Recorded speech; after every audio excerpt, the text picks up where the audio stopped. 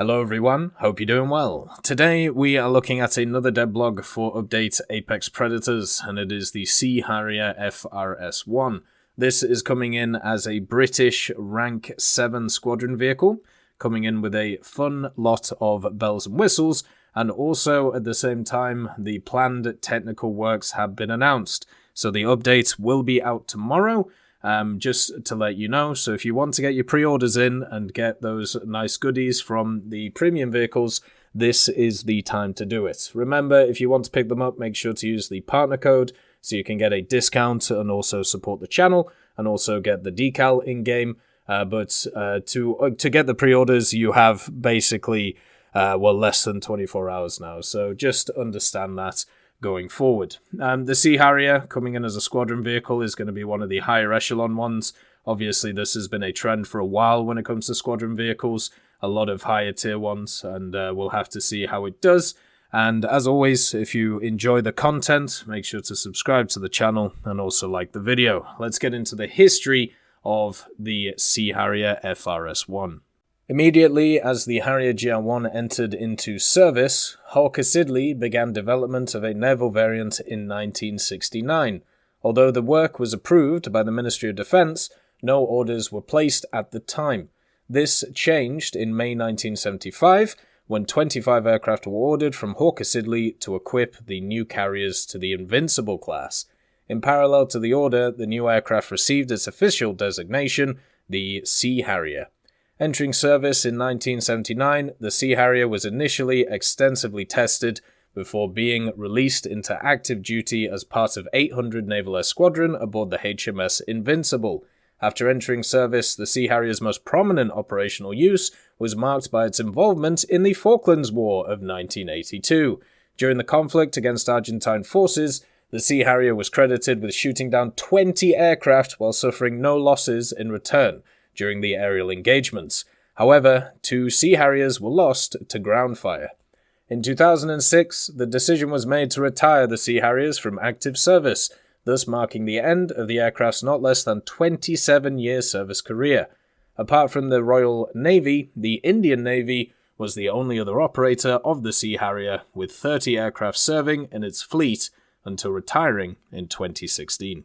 So the Sea Harrier coming in is going to get access to some pretty nice weaponry, but it's going to be very similar to a Harrier which is a lot lower BR than it. This is of course the Harrier GR3. Now the Harrier GR3 I've actually used quite a lot when it comes to War Thunder. It's in the British tech tree and it sits itself at 9.7, and generally it's a pretty fun aircraft, but nowadays with the meta that's around it, it can be a little bit annoying to play because you have to face stuff which are a lot I suppose lower in speed, so therefore the setup can be a little bit more annoying for the vehicle. It does get some quite long-range missiles, which work in its favour though, and that will be no different for the Sea Harrier. The Sea Harrier though will be a lot higher BR than the GR3 just because of the weapons it has access to. The main weapon that the Sea Harrier has over the GR3 is the AIM-9L, the all-aspect Sidewinder. It's going to be able to carry up to 4 of these, so that will be very nice for it. A lot of vehicles in this update are either getting modernized with AIM-9Ls, so stuff like the F4EJ Kai for example, or they're just getting a ton of them as new vehicles. The F-16 for example will be able to carry 6 of them.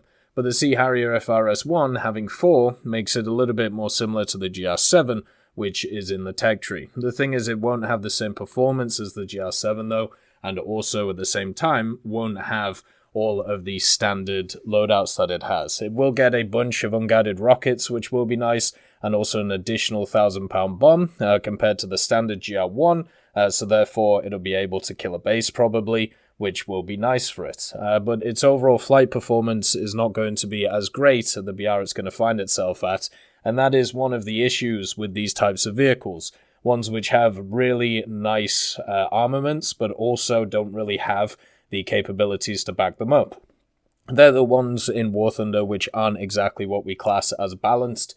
They're usually the hardest ones to balance. Right now, when you have a look at the Su-25 and the A-10, they fall into this bracket of aircraft.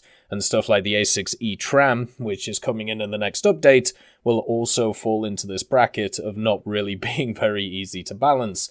the FRS-1, being a Squadron vehicle, is also going to fall into this bracket. So it's either going to be really good or it's going to be suboptimal, unfortunately. The main thing, though, that the Harrier does have access to is a lot of secondary weapons, like the CCIP and CCRP stuff that goes along with them, and this means it can be useful in pretty much every game mode, so this won't just be an aerialistic or an arcade thing. It'll also be nice in stuff like ground forces as an addition to some of the lineups.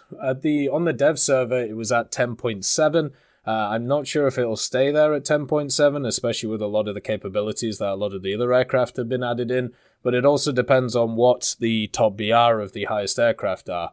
If the highest aircraft are at 12.0, then this thing will sit in quite a nice little area, mainly facing a lot of the premiums that they're brought in, or if it sits itself at 10.7 and the highest BR is 11.7, then it'll get crushed because it just doesn't have a lot of the capabilities that many of the other ones have. The air superiority angle of this thing is very much dependent on the AIM-9Ls and nothing else, and that is going to cause it an issue. It still should have access to the countermeasures, though, which would be quite nice for the vehicle. Obviously, the VTOL, so you can clown on people in turns, and generally it will be, a fun vehicle to fly in many different areas. I haven't had a negative experience in any of the Harriers. The one I think right now which struggles the most is probably the GR1, just because of the lack of countermeasures around those BRs.